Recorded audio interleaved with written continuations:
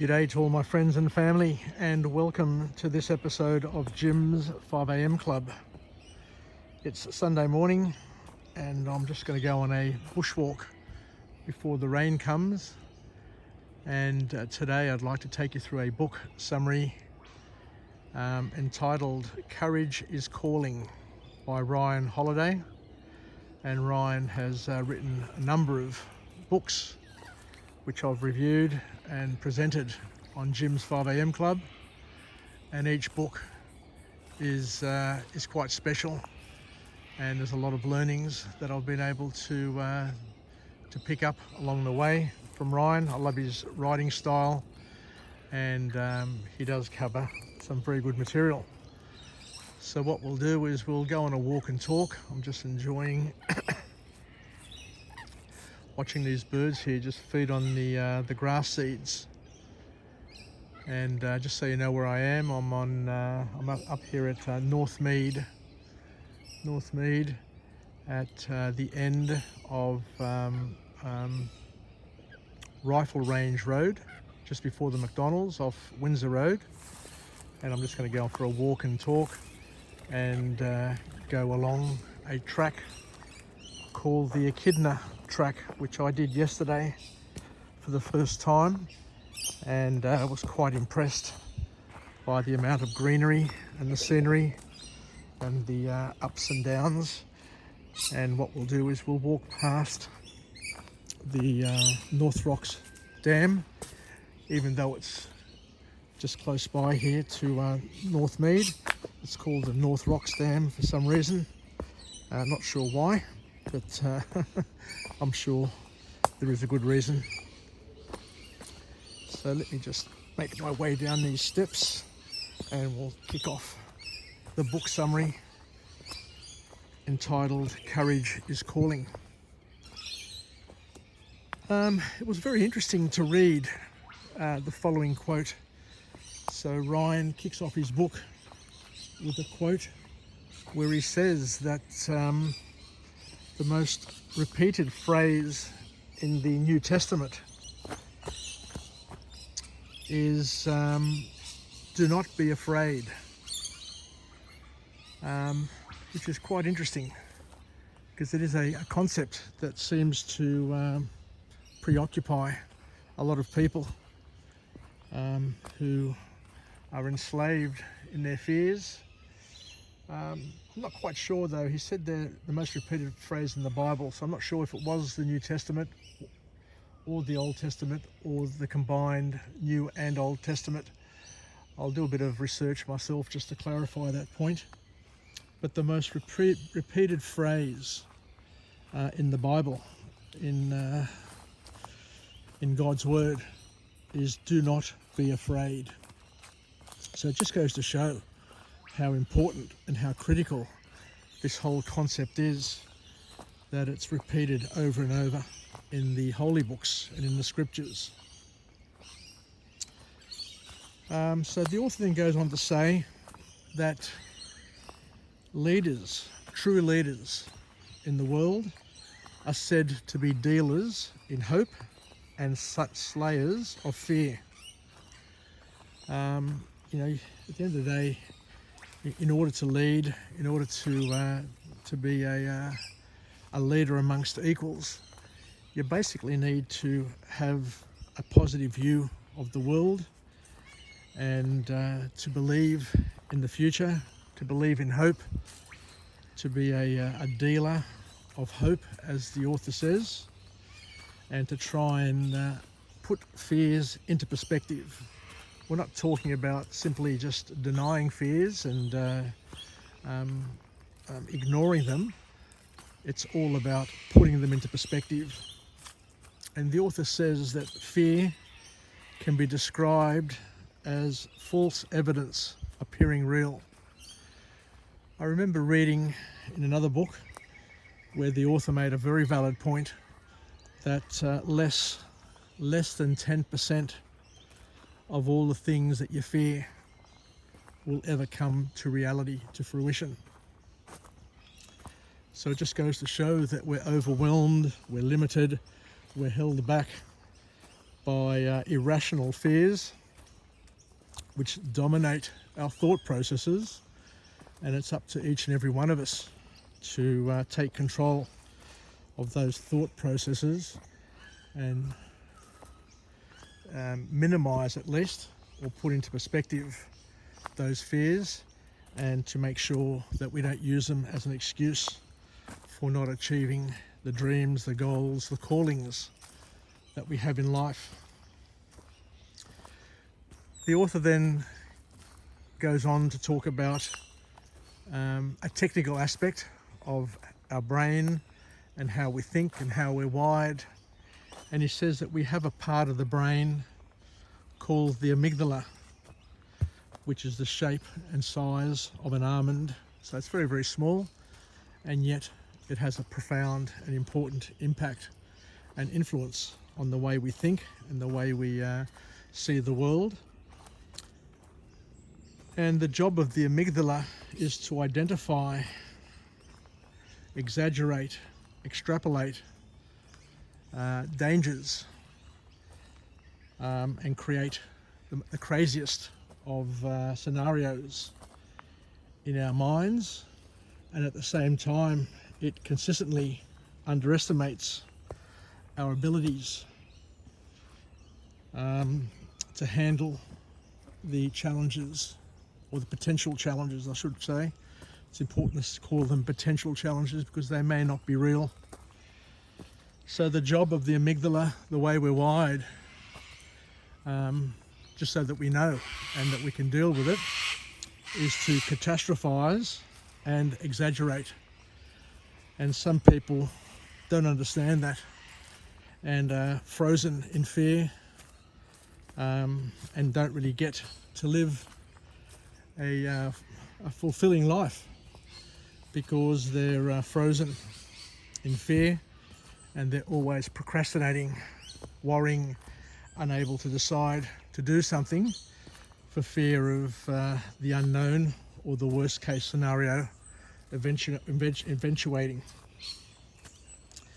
So we've got to understand that in order to protect us in days gone old, in the old days when there could have been a saber-toothed tiger hiding in the bushes, or there could have been a real, absolutely real risk of being eaten alive or killed or maimed or injured or attacked, that our brain created a lot of fears just to keep us safe.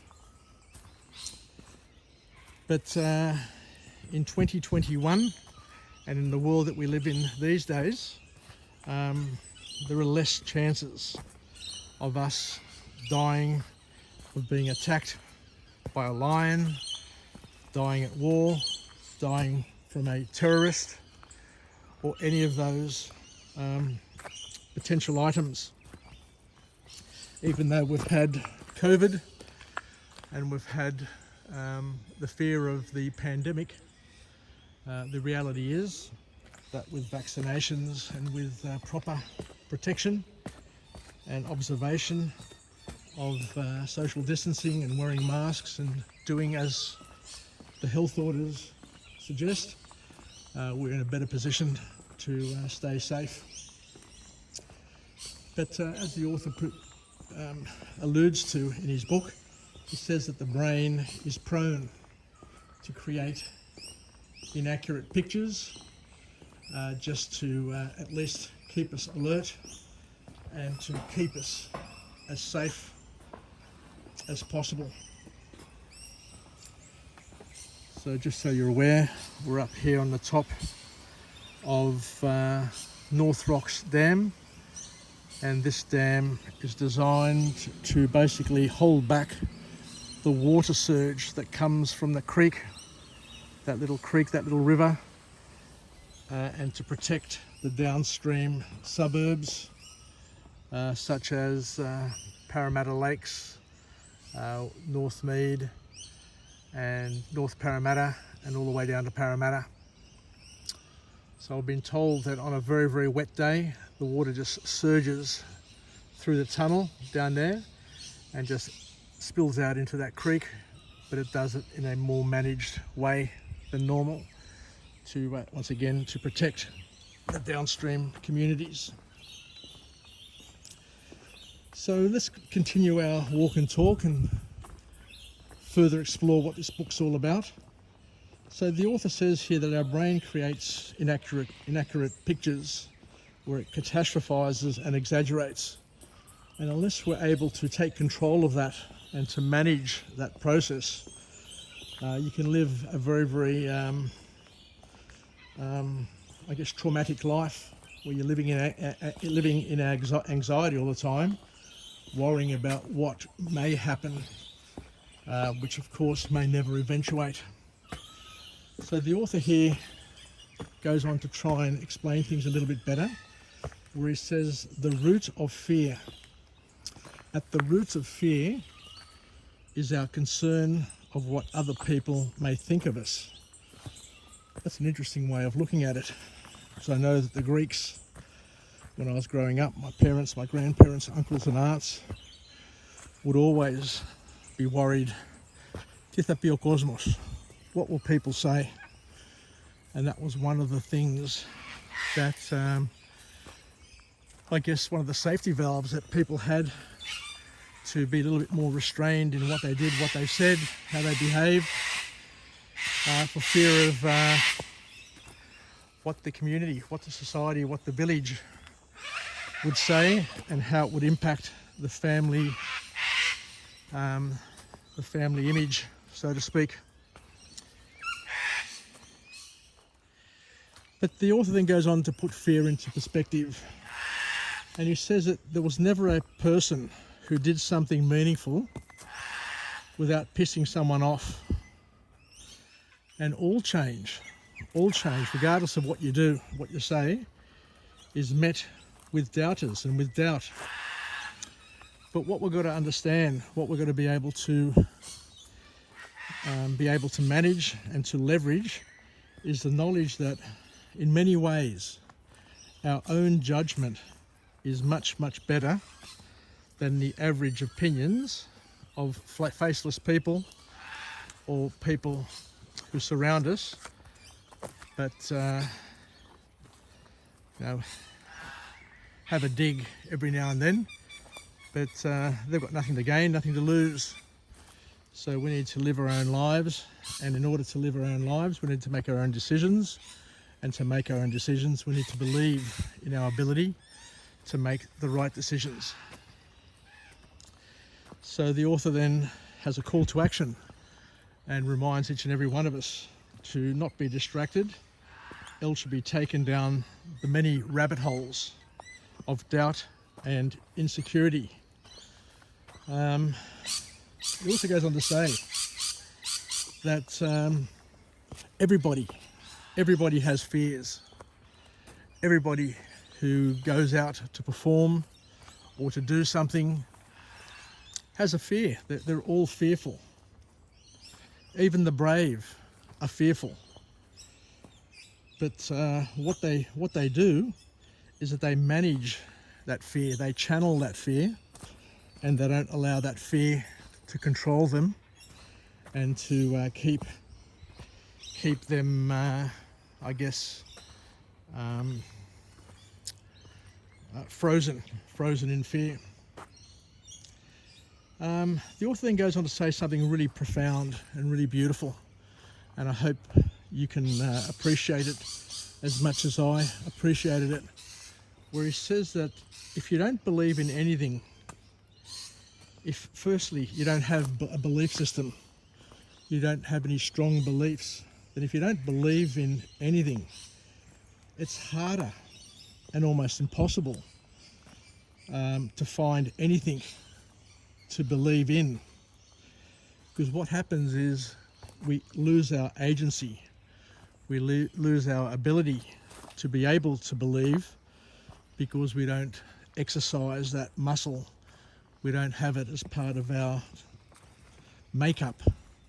So you can only express what you have, and if you don't have belief, then chances are you're going to find it very hard to generate belief. And if you can't generate belief, then you can't leverage belief, and you can't learn and build on belief. So it's an important call to action there, that it's important to have a belief system, to have a very, very clear set of beliefs and guiding principles that keep you going and keep you on track. A little bush turkey here, just keeping us company. So the other thing the author reminds us of is that at the end of the day, you can't control what happens to us. Life is variable. Our life is variable. There's another turkey down the bottom here as well. So life is variable for each and every person. Nothing is fixed, and we can't control whatever happens to our lives. We all live in a world that is constantly morphing, constantly changing, growing, and never is a day going to be the same as the previous day. So we need to control not what happens, but how we react, how we respond to what happens to us is the message. And the author here is once again asking us, calling us to be brave and don't despair.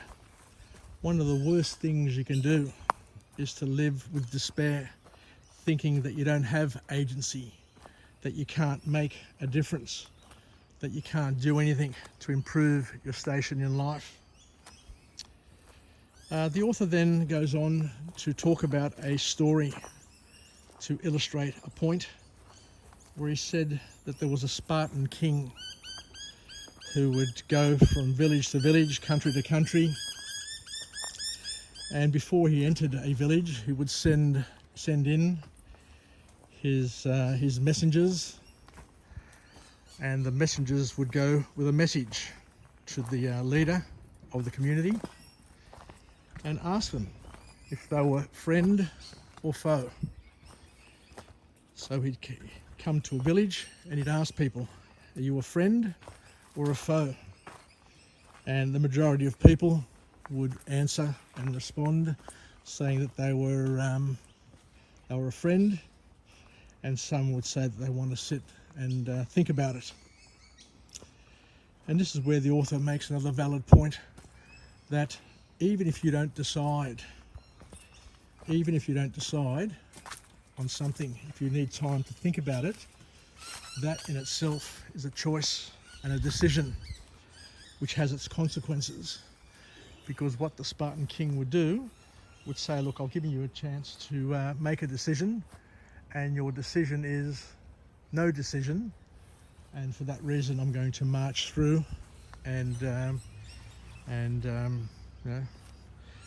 treat your indecision as an act of war. So it's important to understand that by not making a decision is a decision, and that decision has consequences. That decision impacts you, it impacts others, and it impacts the way other people see you and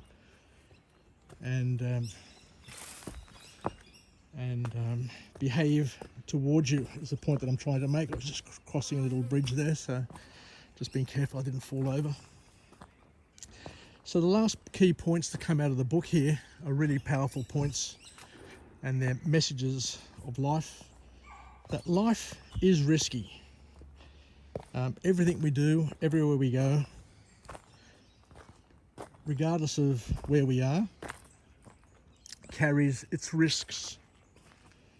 And you can't hide or evade dangers at all time, because sooner or later, danger will come and find you. So I remember a person telling me years ago that, we need to be a moving target. You need to keep on moving from a career perspective, because if you spend too much time in the one organisation, sooner or later there'll be a management change and people will be gunning for your position and trying to get you out so that they can replace you with somebody else.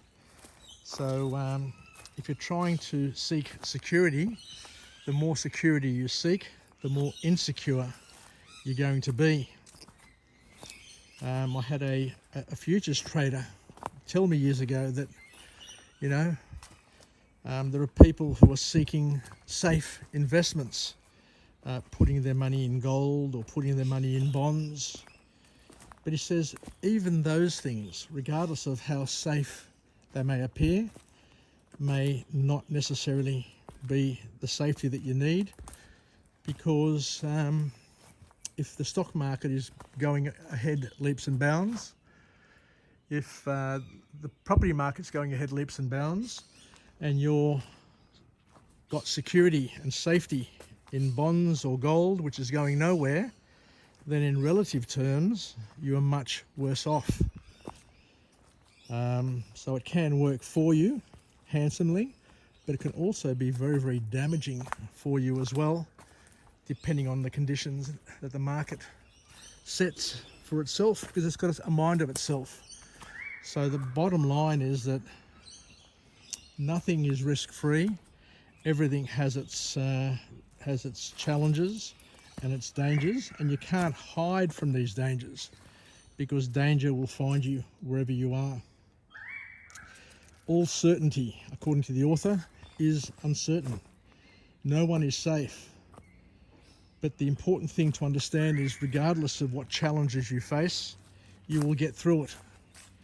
Human beings are ingenious enough. I remember doing social studies many years ago at Newington College, and I think I was about 12 or 13 years of age, and Dr. Swain, the school reverend, would always say that he doesn't fear the future, because he knows that human beings are ingenious and they'll always find a solution to whatever problems that we face, because our ingenuity, our thinking, our ability to respond and react in a positive way are part of God's gift to humankind.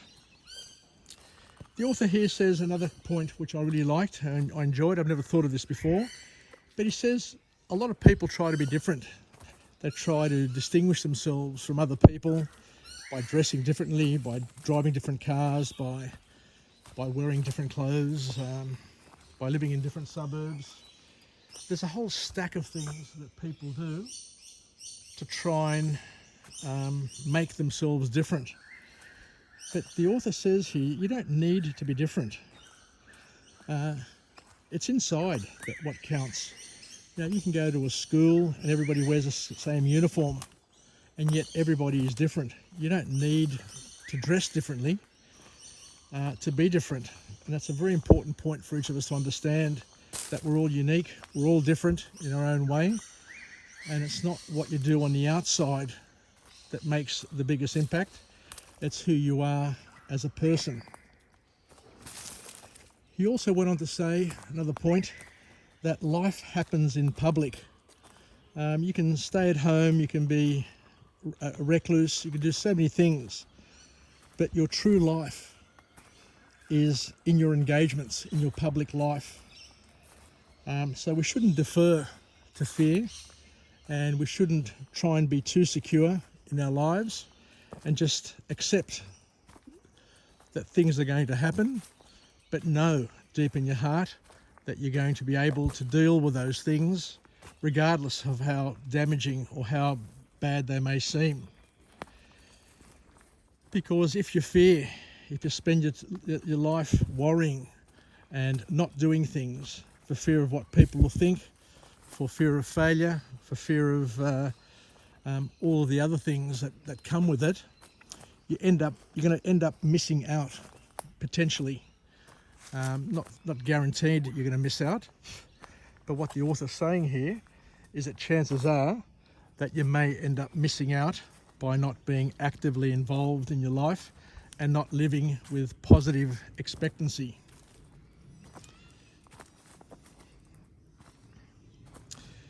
Because the author then goes on to say that it's important to ask questions, because it's only through asking questions you will learn what you don't know. too many people are worried about asking questions for fear of somebody saying, oh, that's a dumb question. But we all ask questions in order to close the dots, so to speak, to put a line from one dot to another. And I remember reading and learning years ago that the art of learning is the ability to attach the unknown to the known. And the only way you can attach the unknown to the known is by being curious and by asking questions and by having people around you or material around you that you can read that can answer those questions. Because whenever you ask a question, you create a hook in your mind, on your brain, that will scour the universe for an answer. Because we are teleological in nature, human beings are teleological, they want to find an answer to the pressing questions that they have. The more questions, or the more relevant questions that you have, the more answers you're going to get, which are going to increase your ability to understand and to see a bigger slither of the real world, and that will basically enhance, broaden and deepen your worldview and your life experiences. So the last couple of points from this book is that if you plan to play it safe, you've got to understand that you're betting on being unsafe. You're almost guaranteeing that you're going to miss out and you're going to be unsafe because you're going to have limited skills, you're going to have limited networks, and you're going to have limited ability to deal with the many more challenges, the unknown challenges that are going to come our way, because we all are going to get our allotment, our quota of slaps. Life's going to slap us down, and we're all going to get our quota of those challenges. There's no doubt about it. So we need to have as much experience as possible, or to be surrounded by people who we can call upon to help us get through those challenges. And the last point that the author makes is all the things that we dearly want, all the things that we're chasing, occur and reside on the other side of the fears that create a barrier for us. So we need to understand that we need to get through the fear barrier, over, under, through, whichever way we need to do it, in order to achieve the things we want to achieve and to live the life that we deserve, and to feel fulfilled, and to know at the end of our lives that we've done the best we possibly can with the skills and the talents and the charisma that God gave us. Because one other author that I remember reading, John Wooden, the basketball coach in America, said, at the end of the day, you're not judged by what you achieve. Each and every one of us are not judged by what we achieve, but rather society will judge us on what we should have achieved, given the skills, the talents, the opportunities, and all of the other things that life presented to us along the way, and whether or not we grab them with both hands, 10 fingers, and hug them close to ourselves and made the most of those opportunities if and when they presented themselves, rather than to waste those opportunities by sitting, thinking, procrastinating, and letting that gift disappear, evaporate, never to come back into our lives ever again. So thank you very much for joining me.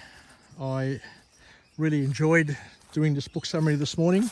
It's a little bit longer than what I normally deliver, but sometimes a topic is so interesting that we just got to keep on going to get through it and to make the most of the connection that we have.